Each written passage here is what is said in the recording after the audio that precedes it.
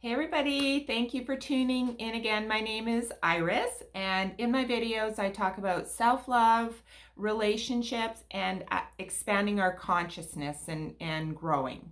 So in today's video, I wanted to share a little bit about my own personal journey since leaving my long-term relationship. And it's been quite the journey, and I wouldn't say that I am 100% healed from that. The healing part for me might take a little bit longer, but I do know that I have come a long way and I'm starting to feel a whole lot better.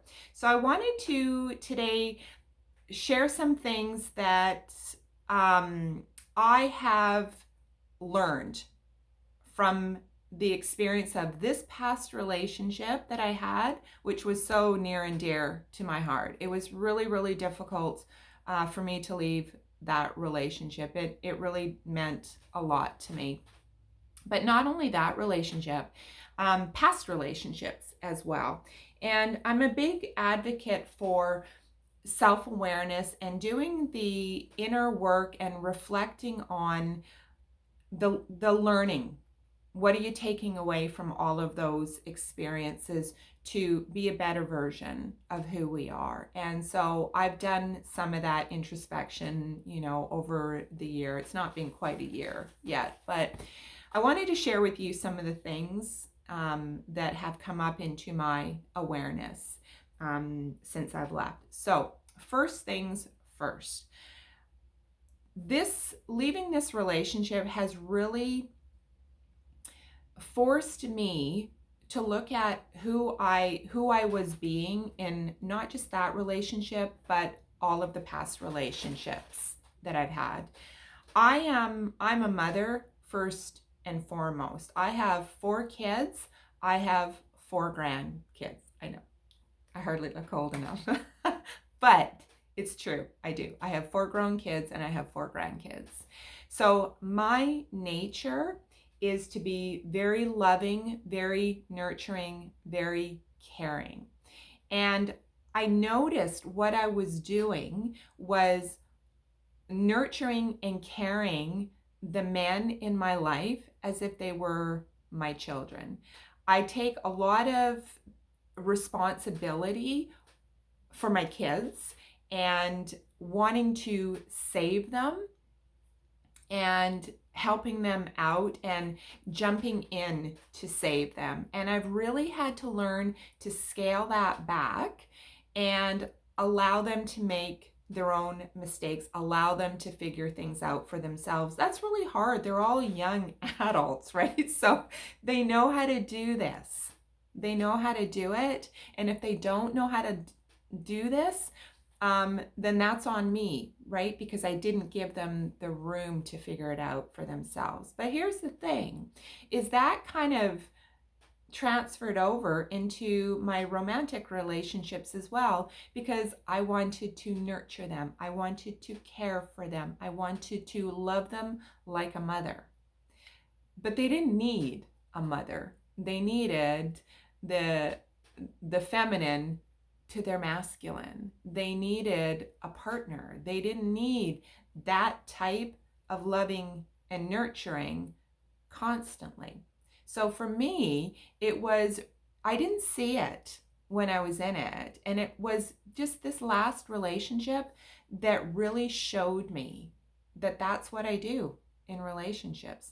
I overmother. How icky is that? Who wants to date their mother? Who wants to date their father, right? It's kind of icky. And what happened was, as the relationship, this past relationship, progressed, I started to change, is what happened.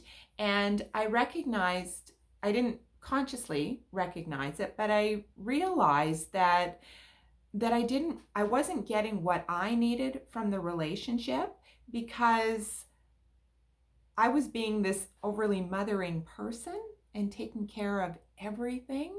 So the other person didn't have an opportunity to give back to me, to show up to be that person. Then I started to shift and to change, and I wanted more.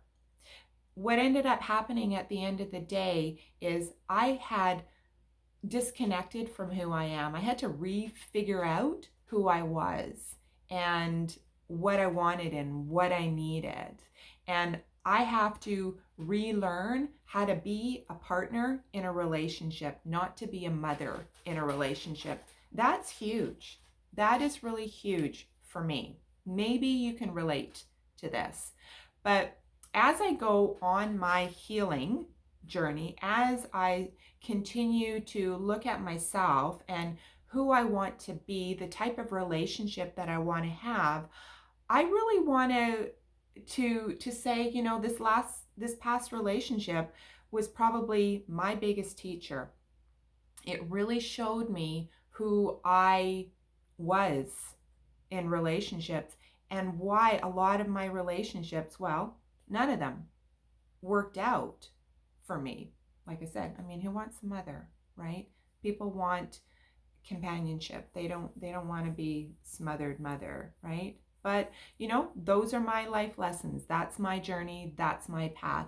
Maybe you've had a similar experience. And in a recent video that, depending on when you're watching this, I talk about how when we start to put ourselves first in our lives and to have boundaries and to say no when we're used to giving so much of ourselves and putting everybody else's needs ahead of our own, we become really uncomfortable. And I've had to sit in that uncomfortableness. I've had to sit in the uncomfortableness of not being able to give as much, even though my heart wants to give that much.